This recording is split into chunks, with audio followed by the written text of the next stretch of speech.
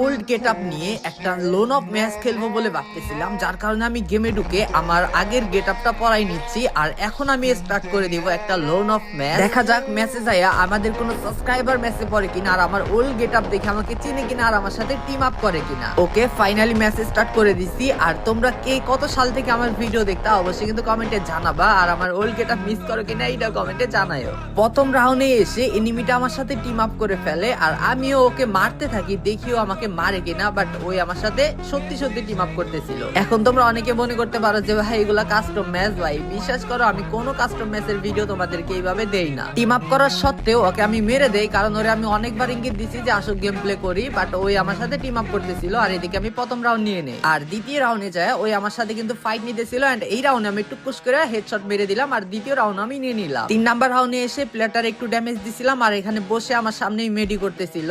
এরপরে আমি আবার ফাইট নিয়ে ওকে মেরে দেই। 3 নাম্বার রাউন্ড আমি জেতার পর 4 রাউন্ডে এসে ওই কিন্তু আমারে দিছে মাইরাও লেভেলের হেডশট দিয়া। এরপরে রাউন্ডে ওর সাথে আমি টিম আপ করে ওকে আমি রাউন্ডটা দিয়ে দেই।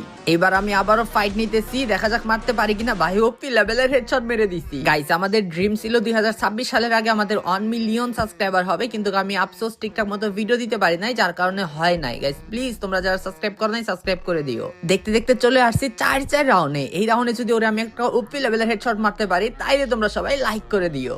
আর বলতে না বলতেই ওপি লেভেলের হেডশট মেরে দিছি, আর ফাইনালি আমাদের ম্যাচটা booyah. Guys please like and